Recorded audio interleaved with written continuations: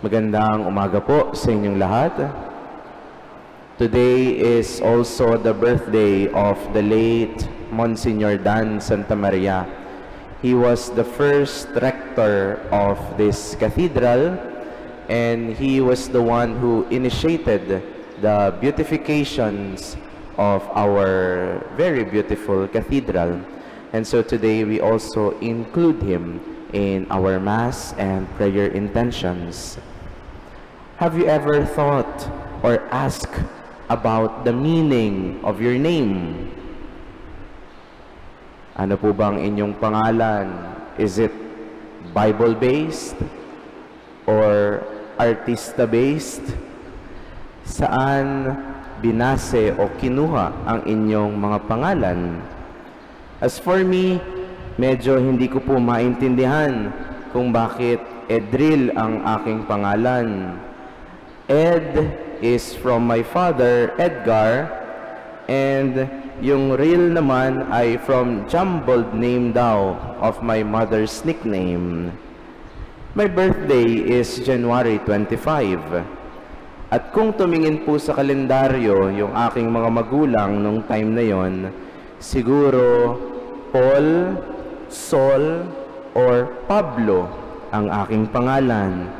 Because January 25 is the feast of the conversion of St. Paul. But why are names very important?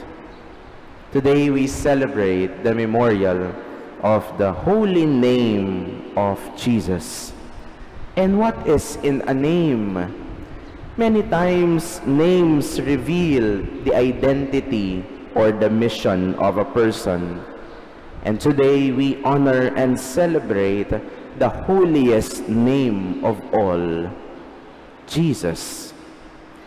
Kaya may kakilala po ako na December 25 ang birthday niya at Jesus ang kanyang pangalan. Kinukwento niya mismo dati, hirap na hirap ang mga magulang niya na tawagin siya at pagalitan siya sa tuwing may mali siyang nagagawa. Lalo pa kung magsasalita ng bad word toward him. Just imagine, sisigawan mo at mumurahin mo si Jesus. Jesus! Diba? Ang sama pakinggan. In the Old Testament, the name Yahweh was revealed by God to His people.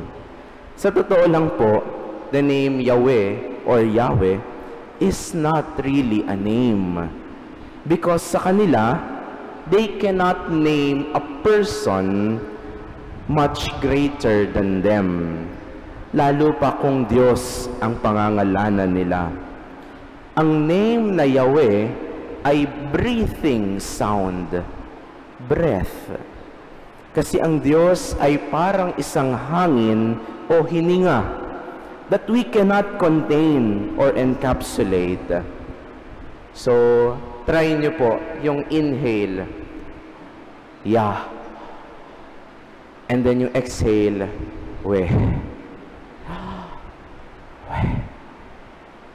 Yun po ang pinanggalingan nun. Pag hingal na hingal ka, matapos kang tumakbo ng malayo, Yahweh ang sound ng iyong breathing. And in the New Testament, Jesus is the name given to the Son of God. His Jesus or Yeshua means God saves. Iniligtas tayo ng Diyos. And this is precisely the name, the identity, and the mission of Jesus. He is our hope that He will save us until the end. And St. Paul puts it beautifully in the readings.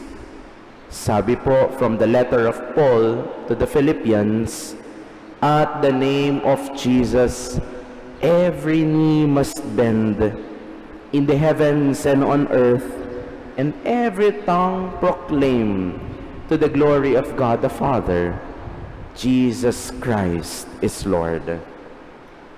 So when you come home, ask yourselves, What does my name reveal about my personal identity and mission? Amen.